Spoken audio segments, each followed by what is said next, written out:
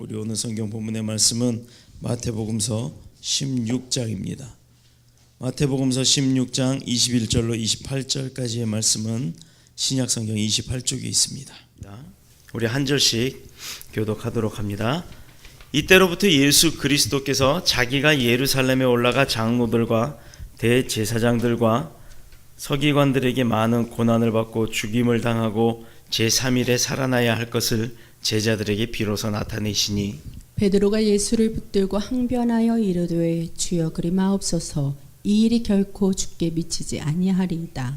예수께서 돌이키시며 베드로에게 이르시되 사탄아 내 뒤로 물러가라. 너는 나를 넘어지게 하는 자로다. 내가 하나님의 일을 생각하지 아니하고 도리어 사람의 일을 생각하는도다 하시고 이에 예수께서 제자들에게 이르시되 누구든지 나를 따라오려거든 자기를 부인하고 자기 십자가를 지고 나를 따를 것이니라. 누구든지 제 목숨을 구원하고자 하면 잃을 것이요 누구든지 나를 위하여 제 목숨을 잃으면 찾으리라. 사람이 만일 온 천하를 얻고도 제 목숨을 잃으면 무엇이 유익하리요? 사람이 무엇을 주고 제 목숨과 바꾸겠느냐? 인자가 아버지의 영광으로 그 천사들과 함께 오리니 그때 각 사람이 행한 대로 갚으리라. 함께 읽겠습니다. 진실로 너희에게 이르노니 여기 서 있는 사람 중에 죽기 전에 인자가 그 왕권을 가지고 오는 것을 볼 자들도 있느니라. 아멘. 살아계신 하나님의 말씀입니다. 우리 오늘 성경 본문의 말씀을 가지고 나눌 은혜의 제목은요, 예수님의 첫 번째 순환 예고에 대해서 배우도록 하겠습니다. 오늘은 그 예수님의 첫 번째 순환 예고라는 제목으로 살펴보고자 하는데, 예수님께서는 이전에도 예수님이 받으실 그 순환에 대해서 예고하신 적이 있었습니다. 그러나 이전에는 공개적으로 말씀을 하신 것이 아니라 그 순환에 대한 것을 암시적이거나 어떤 사물에 대한 비유, 어떤 형상에 대한 비유, 사건에 대한 비유로서 말씀을 하셨는데, 오늘 본문 21절에 보면 이때로부터라고 하듯이 본문에서 공개적으로 아주 분명하게 예수님께서 곧 순환을 당할 것이다 라는 것을 말씀을 하고 계십니다. 마태복음에 보면 예수님께서 세 번에 걸친 그 예수님의 그 순환에 대한 예고가 나오게 되는데요, 오늘의 본문이 바로 그 첫 번째 그 순환에 대한 예고입니다. 근데 문제는 이렇게 주님께서 직접적으로 확실하게 말씀을 하셨음에도 불구하고 이 제자들이 오해를 했다는 데 문제가 있다는 겁니다. 예수님께서 공개적으로 순환 받으시고 또 내가 곧 부활할 것이다. 자, 21절에 보면 이때로부터 예수 그리스도께서 자기가 예루살렘에 올라가 장로들과 대제사장들과 서기관들에게 많은 고난을 받고 죽임을 당하고 제3일에 살아나야 할 것을 제자들에게 비로소 나타내시니 가르치셨다 이 말입니다. 분명히 주님께서 말씀을 통해서 이대로, 이 문장 이대로 가르치셨다고 했어요. 예수님께서는 제자들에게 첫 번째 받을 그 많은 고난을 내가 이제 받겠다. 두 번째는 십자가에 죽임을 당할 것이다. 그리고 세 번째는 내가 3일 만에 부활할 것이다 라는 이 확실한 세 가지의 말씀을 주셨는데, 자 봅시다. 누구에게 고난을 받는다고요? 누구에게? 21절에 보면 나오잖아요. 예수 그리스도께서 자기가 예루살렘에 올라가 누구들에게? 서기관들에, 좀 더 명확히 말하면요, 산헤드린 공회. 자, 그 당시에는 산헤드린 공회라고 했는데, 이 산헤드린 공회라고 하는 것이 있었는데 그들의 역할은 뭐냐면 지금의 국회의원들과 같은 거예요. 오늘 투표를 했죠. 물론 국회의원들 뭐 뽑는 건 아니지만 지방에 그 보궐선거하는 곳에서는 뭐 일부 국회의원을 선거하는 경우도 있었습니다만, 앞으로의 4년을 우리 지역과 또 동네를 위해서 일할 사람들을 뽑는 날이었어요. 어떤 결과가 나올지는 모릅니다만 좌우지간 이렇게 국회의원들과 같은 역할을 하는 산헤드린 공회 사람들이 있었습니다. 모든 유대인들은 그 신앙생활을 해야 하는데 그 유대인들이 신앙생활을 하는 어떤 규범이라든가 규례라든가 또 모범적인 행동이라든가 이렇게 신앙생활을 하는 데 있어서 이것은 어떻게 해야 된다 저렇게 해야 된다는 율법적인 것에 비추어서 그 어떻게 해야 되는지를 잘 그 다스리고 가르쳤던, 어떻게 보면 그 신앙생활을 권장하고 관장했던 역할을 했던 사람들이 바로 이 산헤드린 공회 사람들이에요. 즉 국회의원의 역할을 했던, 믿음 생활의 국회의원의 역할을 했던 71명, 71명으로 구성되어져 있는데, 이들에게는 절대권이 있었습니다. 사도 바울도 주님을 만나기 이전에는요, 산헤드린 공회의 한 회원이었습니다. 그렇기 때문에 굉장히 의기양양했고, 또 그로 인해서 유대인들이 생각했던 율법과 다른 예수 그리스도를 칭송했던 기독교인들을 핍박하게 되었던 겁니다.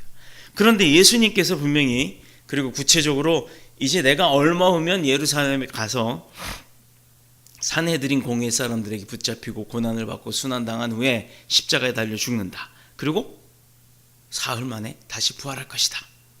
이렇게 순환과 부활에 대해서 말씀으로 예언도 아니고요, 또 비유도 아니고 말씀으로 정확하게 가르쳐줬어요. 근데 중요한 거는 그 옆에 있었던 제자들이 그 말씀을 듣고도 깨닫지 못하더라 이 말입니다.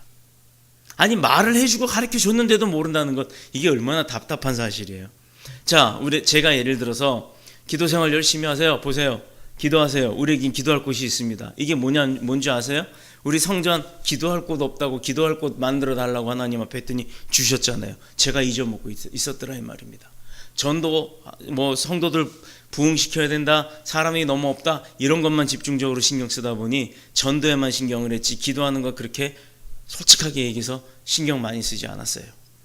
근데 며칠 전 새벽에 제가 여기 와 있었는데, 이곳이 생겨난 이유가 이곳의 기도 소리를 채우기 위해서, 찬양으로 채우기 위해서, 말씀으로 채우기 위해서 달라고 하나님 앞에 구했더니 주신 거였더라 이 말입니다. 근데 그거를 그 몇 년 사이에 제가 까맣게 잊어버렸어요. 그래서 6월 달에는 중점적으로 기도하세요. 우리에겐 기도할 곳이 있습니다. 기도할 곳이 없어서 기도 못하는 게 아니라는 겁니다. 그래서 이렇게 표를 걸고 현수막을 걸어놨어요.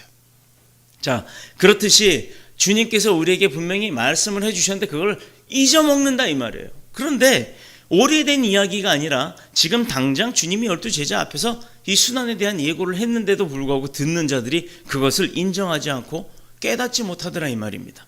적어도 한글을 아는 사람이라면 오늘 이 본문을 읽게 되면, 아, 이제 곧 예수님이 십자가에 달려 돌아가시는구나. 그러나 걱정할 거 없다. 부활하신다고 했으니까 부활하실 거구나 라는 것을 금방 알 수가 있을 겁니다. 그러나 정작 예수님 옆에 있었던 베드로나 다른 제자들이 그 말씀을 알아듣지 못했다는 거예요. 그래서 시몬 베드로는요, 예수님 붙잡고 예수님이 이 말씀을 딱 하자마자 간청을 합니다. 22절 한번 보겠습니다. 베드로가 예수를 붙들고 항변한다 이거예요. 강하게 막 이렇게 따지듯이 얘기를 한다는 거예요. 이르되 주여 그리 마옵소서, 이 일이 결코 주께 미치지 아니할 것입니다 라고 강조를 하고 선언을 합니다. 세상에요, 딱딱해도 보통 딱딱한 게 아니죠. 엄청 딱딱하죠. 어떻게 이렇게 못 알아들을 수가 있어요. 주님께서 있을 일을 얘기했는데도 결코 그런 일이 주님 앞에 닥치지 않을 것이라는 것. 여기서 우리가 알 수 있는 것은요, 제자들도요, 그렇게 12제자들이 주님 옆에 붙어서 먹고 자고 마시고 살았으면서도 불구하고 그런 제자들도요, 영적인 무지함이 있더라 이거예요. 제자들이 이사야서 53장에 기록되어진 고난 중에 대한 그 예언을 구체적으로 알아듣지 못했다라는 거예요. 그것이 문자에 이렇게 기록되어 있는 것처럼 성경 기록된 문자대로 그대로 이루어질 것이라는 것을 알아채지 못했다는 겁니다. 예수님이 이 땅에 오신 것은 그들이 흔히 생각했던 것처럼 그런 정치적인 것, 그리고 세속적인 것, 그래서 메시아로서 이 땅에 왕으로서 오셨으니 메시아 왕국을 이 땅에 이룩하실 것이다. 그러면 나도 거기 한 자리 뭔가 하겠지. 근데 정작은요, 그렇게 메시아 왕국을 이룩하려고 오신 것이 아니고 십자가에 달려 돌아가심으로 희생의 제물이 되고 또 우리의 죄를 대속하시고 하나님과 우리의 죄악으로 인해 멀어졌던 그 관계를 다시금 회복시키기 위해서 오셨다는 것을 예수님의 제자들이 오히려 알아채지 못했다는 겁니다. 왜일까요? 그것은 주님이 가르치지 아니해서가 아니라 그들 스스로가 갖고 있었던 자기 자신들의 편견 때문입니다. 사람은 누구에게나요, 편견이라는 게 있어요. 오늘 이 말씀을 잘 들어보시고 혹시 나는 그러지 않았나 한번 생각해 보시길 축복합니다. 사람들은 안경을 쓰잖아요. 그럼 저도 이제 안경을 쓰고, 시력이 나빠서 안경을 쓴 사람은 시력을 도움을 받기 위해서 쓰는데, 이거 안경 말고 선글라스 쓰는 사람들이 있어요.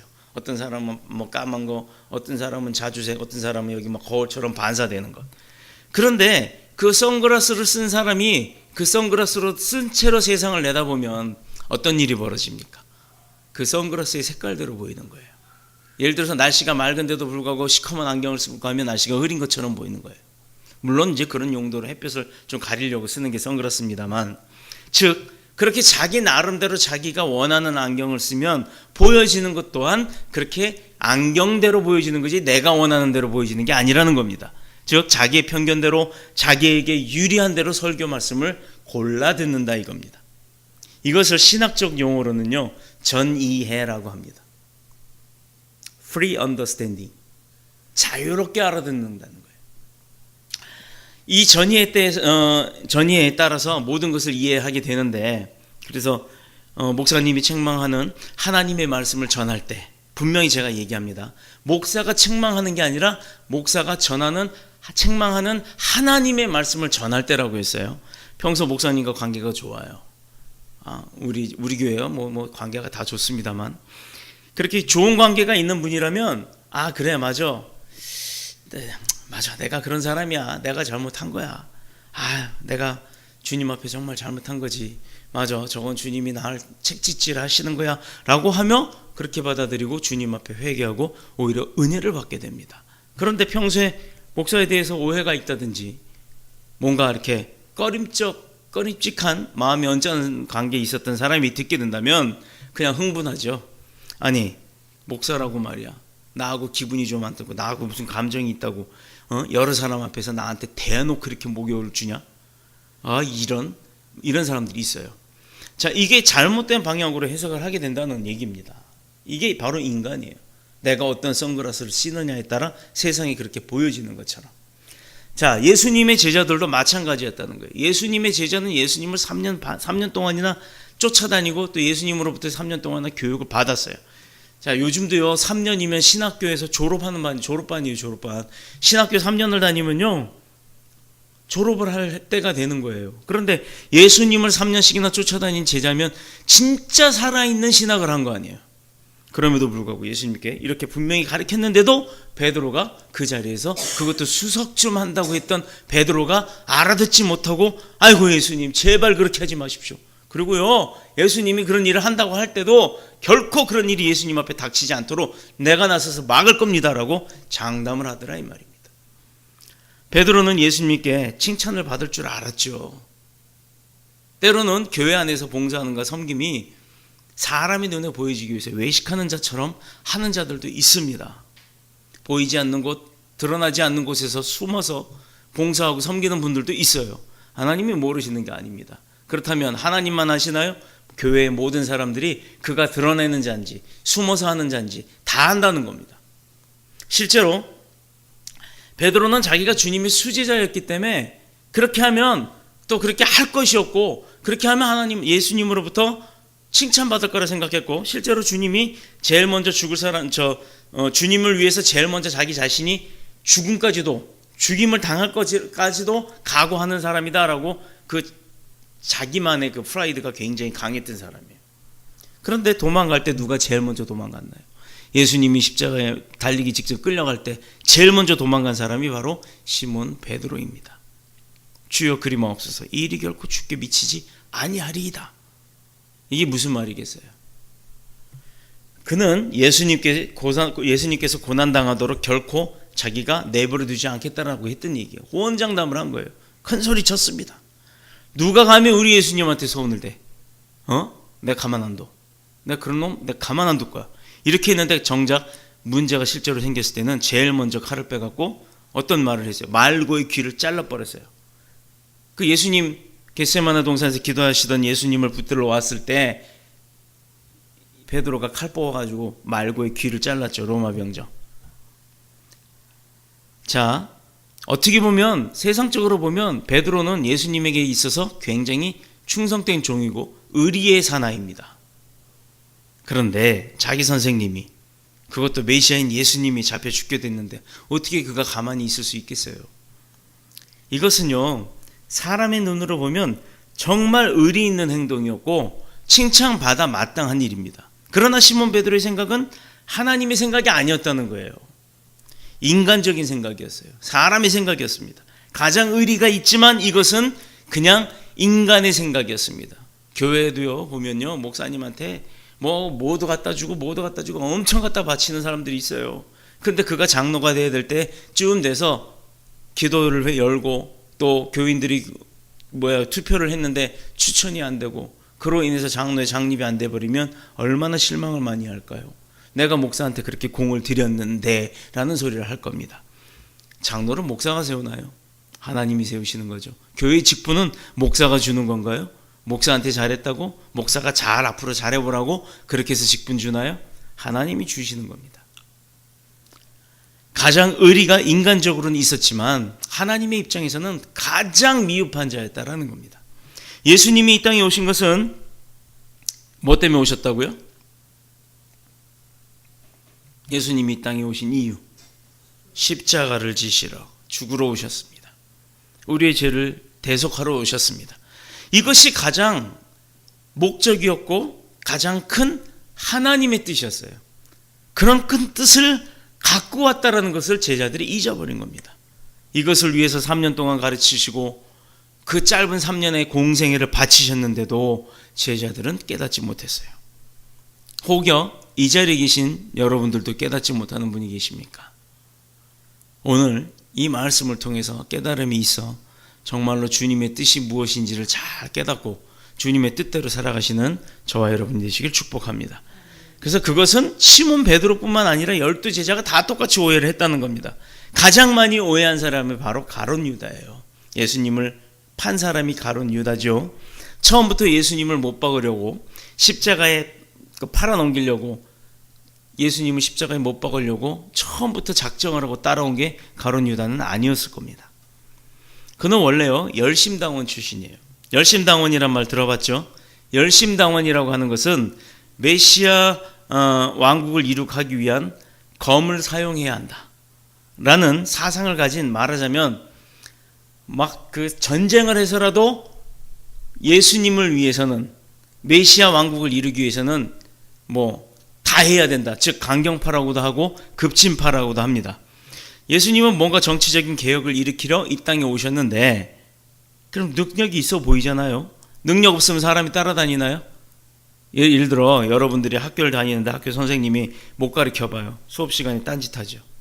목사가 설교를 하는데 목사가 설교하는 게 은혜가 안 돼봐요. 그럼 그것도 딴짓하겠죠. 그런데 보십시오.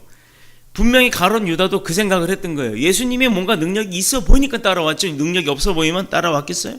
아니죠.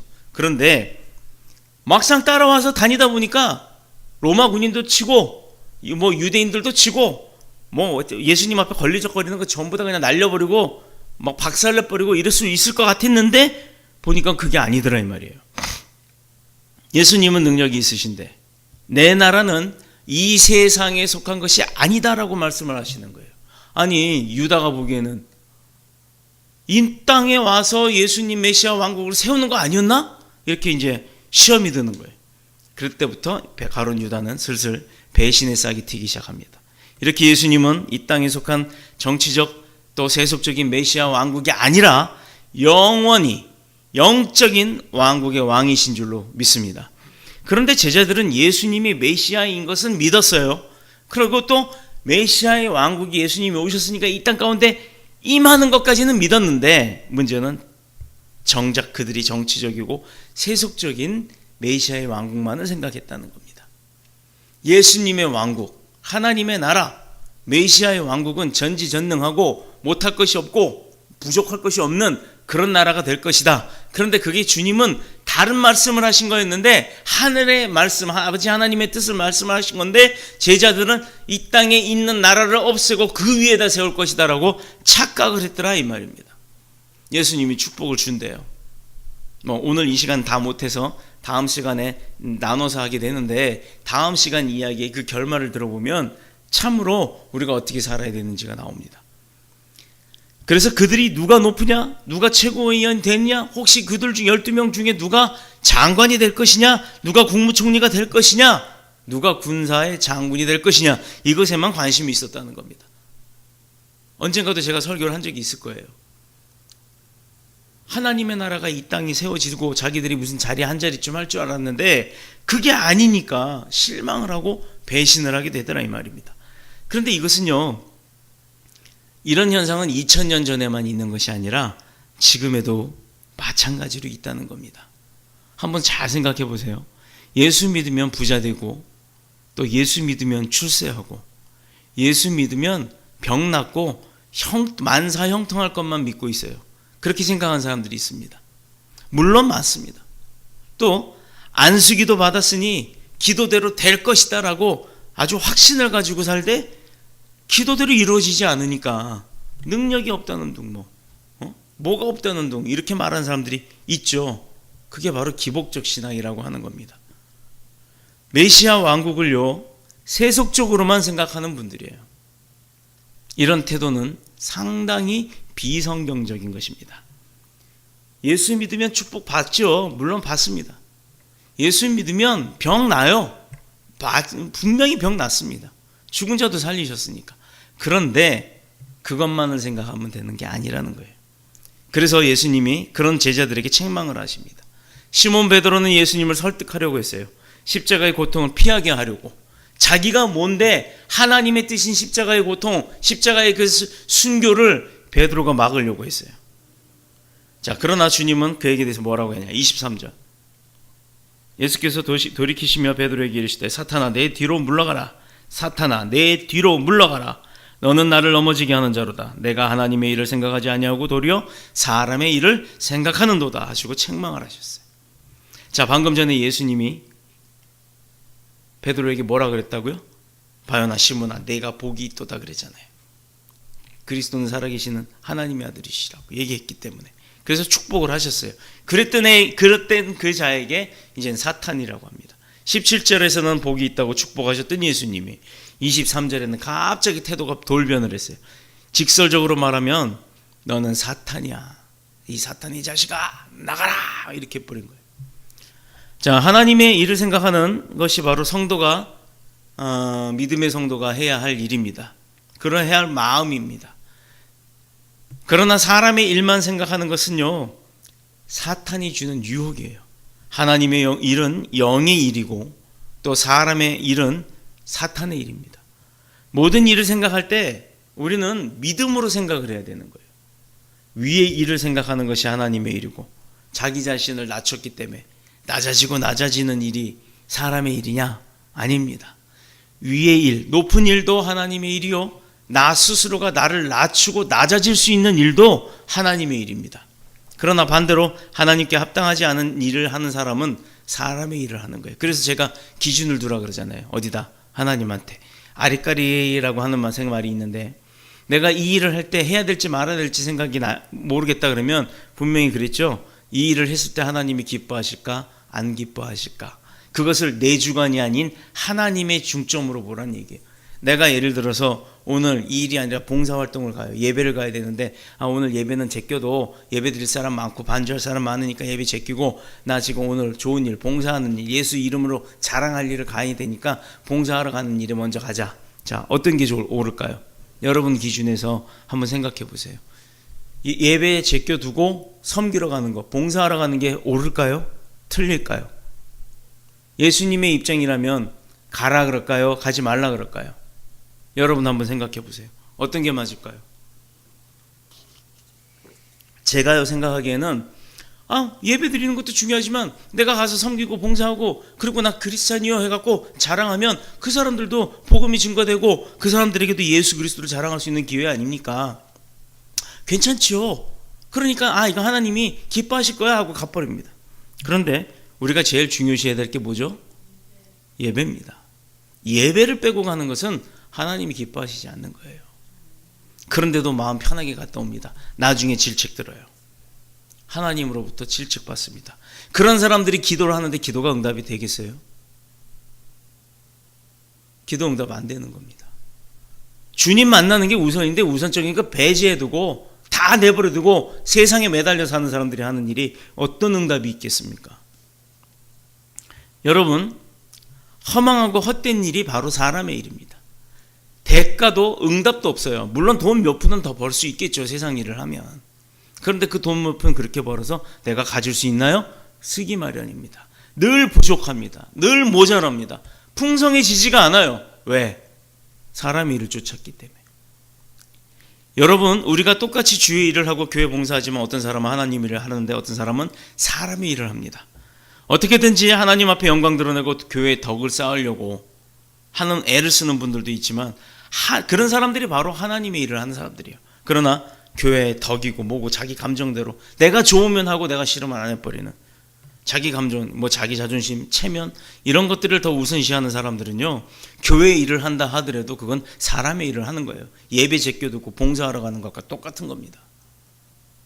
그런 사람들은 야단법석 막 정말 열심히 시끌벅적하게 교회를 하네 뭐를 하네 막 벅적벅적합니다. 그러다가도요, 누구한테 무슨 이상한 소리를 한번 듣든가 시기 질투를 받든가 아니면 누구로부터 책망을 한번 받든가 그랬을 때는요, 훅 꺼져버린다는 거예요. 혈기를 부리고 일을 막 다 틀어버리는 거예요. 나 안 해! 이러고. 그 사람 안 하면 할 사람이 없을까 봐요. 예수님이 베드로를 책망하신 이유가 뭔지 아세요? 예수님이 십자가의 의미를 깨닫지 못했다라는 겁니다.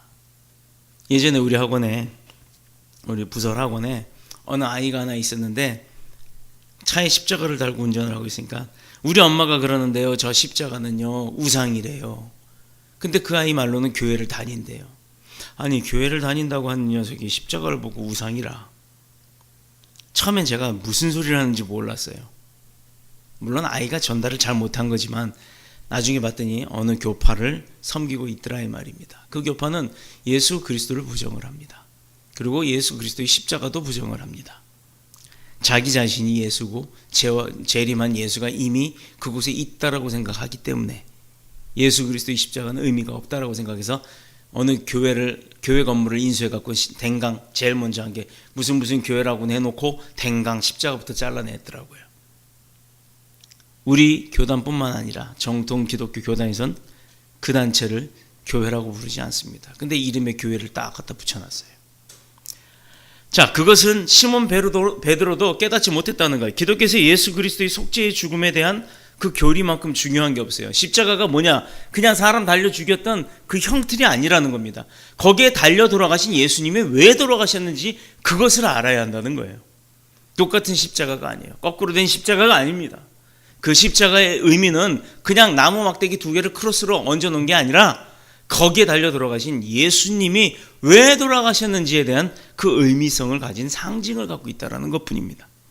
자, 이 십자가의 교리, 바로 예수님이 십자가로 말미암아 저와 여러분이 의롭게 되었고 하나님의 자녀가 되었고 그로 인해 하나님의 권세, 내 권세, 아버지 권능, 내 권능, 아버지가 능력자면 나도 능력자라는 그 권세 주겠다라고 말씀하셨으니 그대로 된 하나님의 축복을 받은 우리가 되었다라는 것, 이 교리를 믿으시길 축복합니다.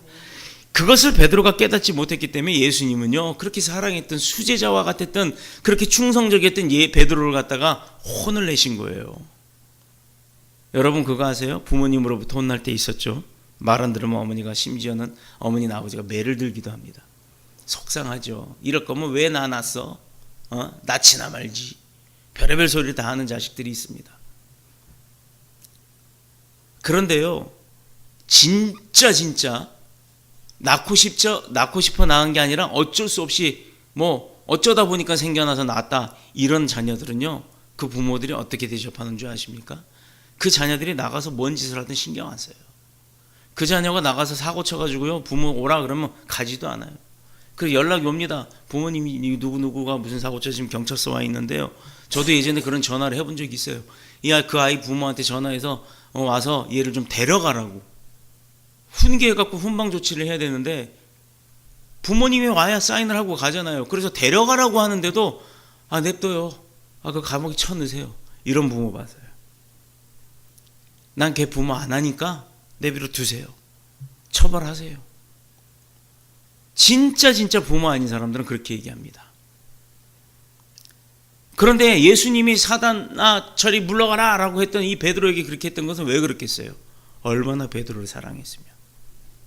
그러니 교회에서 섬기다가 목사로부터 어떤 책망을 받는다든가 교회의 말씀을 통해서 책망을 받는다든가 하는 것, 여러분 실망하지 마십시오. 여러분은 사랑하기 때문에 하나님이 주시는 은혜라고 생각하시기를 축복합니다.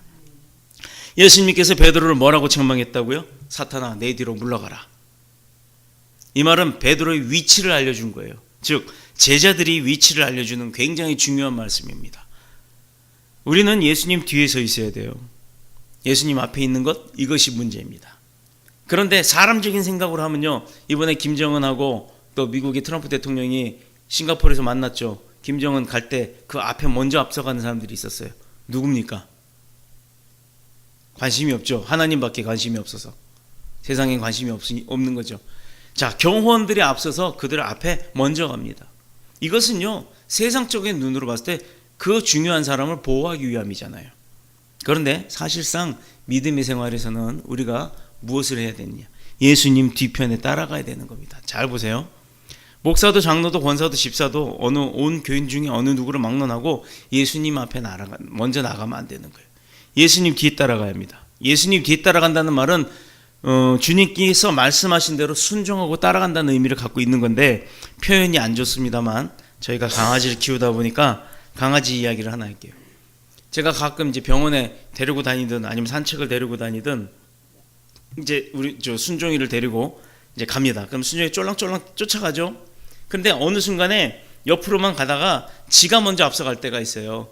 지가 먼저 앞서가면 우리 그 순종이 줄이 쭉 늘어나는 줄이라 지가 가든가 말든가 지는 앞으로 계속 갑니다. 그런데 가다가 내가 휙 하고 좌회전을 해서 왼쪽으로 가도 줄이 쭉 늘어나니까 지는 혼자 신나게 가요. 그럼 가다가 이렇게 보면 나무 뒤에 숨어서 이러고 보면 신나게 가다가 갑자기 뒤에 돌아보더니 아무도 없으니까 당황해 하는 거예요. 그럼 또 쭈르륵 옵니다. 줄 따라서 옵니다. 그리고 나무 뒤에 숨어있는 나를 보고 왜 나 놀래켰어 하는 그런 표정으로 헥헥거리며 쫓아와요. 그럼 또 따라갑니다. 그러다 또 어느 순간 또 지가 앞서 가요. 그럼 또 내가 반대로 가버려요. 그럼 또 한참 가다가 뭐가 이상하니까 뒤돌아보고 또 얼른 쫓아옵니다. 보세요. 우리도 그냥 주님 뒤를 그냥 쫄랑쫄랑 쫓아가면요, 허튼 데로 가지는 않는다는 거예요. 주님이 가시는 대로 간다는 겁니다.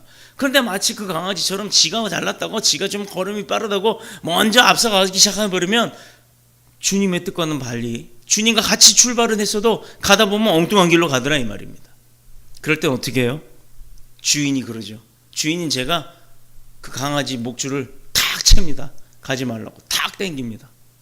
왜요? 첫 길로 가버리면 사고 나잖아요. 죽을 수도 있잖아요. 바로 그렇게 채는 게 하나님으로부터 받는 책망입니다. 내 생각대로 판단하고 비판하고 결정하면요, 그것은 주님 앞에 가게 되는 거예요. 더욱이 본문에 예수님의 수제자였던 시몬 베드로를 통해서 사탄아 내 뒤로 물러가라, 이 말씀은 이 세상 어느 누구를 막론하고 사탄의 시험에서 완전히 제외될 수가 없다라는 얘기입니다. 우리 가운데 시몬 베드로보다 더 신앙이 있는 사람이 있으면 나와보세요. 시몬 베드로만큼 신앙관이 추철했던 사람이 있으면 나와보시라는 얘기예요.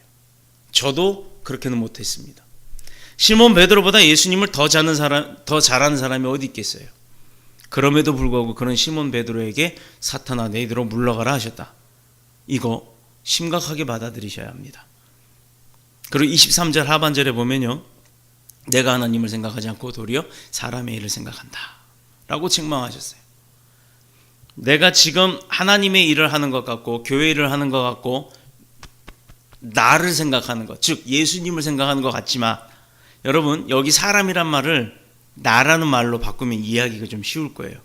내가 하나님의 일을 생각하지 않고 도리어 너 자신을 생각하는도다. 여러분 오늘 하루도 혹시 내 마음대로 편안하게 판단하고 내 마음대로 저주하고 내 마음대로 막 결정하고 그러진 않았습니까?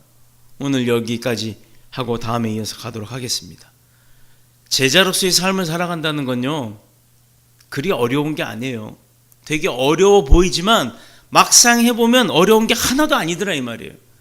마음속 깊은 곳에 자기 생각들 한번 되돌아보시고 주님 앞에 설 때 후회 없는 삶을 사시기를 그리스도이신 예수님의 이름으로 축복합니다. 축원합니다. 기도하겠습니다. 주의 집에 영광이 가득해